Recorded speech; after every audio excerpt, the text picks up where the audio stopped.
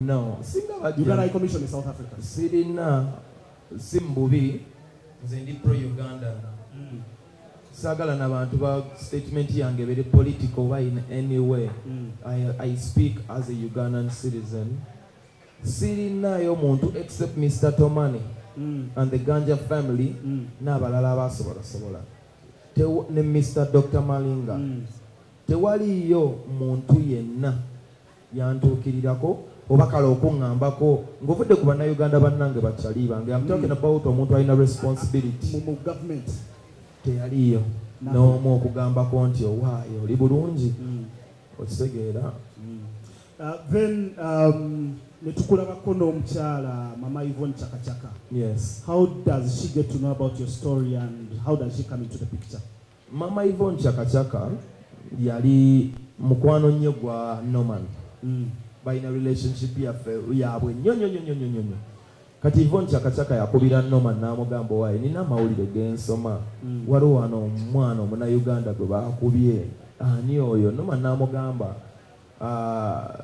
bamuyita Palaso muto wa Chameleon omujjukira namujjukira omuyimbi wa Uganda muto weddala nti nagawo nga kibi baamukubidde kinaga xenophobia n'angamba njagala bambi mulabako mukamfatinge kubanga ebiseera ebyo nali nnyumirwa South Africa banenga nnyumirwa kasita baamala okunkuba obulamu bwonna ne bukoma nga nkyaya aba South Africa nga sikyayagala nga ne bompita nga weebali nga omutima tegundiimu paka bwe namitinga Dr. Malinga nantwala ewakawe mu nnyumba ye nentubeerako mu studio ze nantwala teyakomaoko na simanyi oba yali akikola therapeutically ng'amanyi embeera mwendi nantwala mu kyalo ewaabwe ddala gy'ava gye yazimbira maama we ne jjajja we ne baganda be busegera ne bajja ebyuma bya studio ebirala ebyali bibulayo alina studio era n'amala nanzigyayo nantwala ku kyalo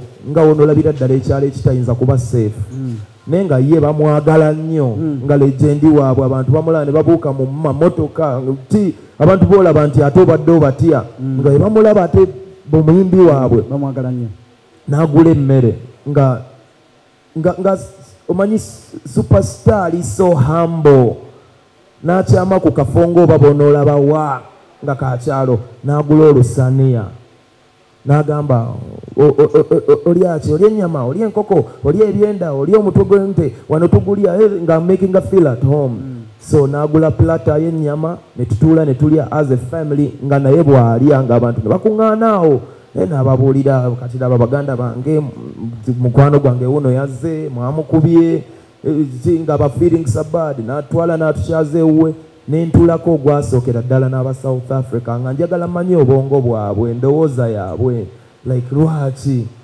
n'entulako n'abavubuka ne mbabuuzaawo buli omu n'akuwa entegeera ye you know n'amala nanzigyawo n'antwala mu studio ne Mr. Tomani ne baŋŋamba kati tugenda kukyusa n'aŋŋamba nze nsobola okwogera aba South Africa ne bawulira oli muntu mulungi ekintu kino kibi nnyo wazze kola business mu nsi yaffe oli muvubuka muto tolina gw'olumiza ozze ku visa kintu kibi nnyo naye engeri yokka eyo kikola tell your story tukolewo ne difference n'agamba ngenda kwogera n'aba South Africa mbakakkanye naawe tell your story on behalf of other foreigners Nigerians, Ugandans, Tanzanians buli muntu anyigirizibwa mu South Africa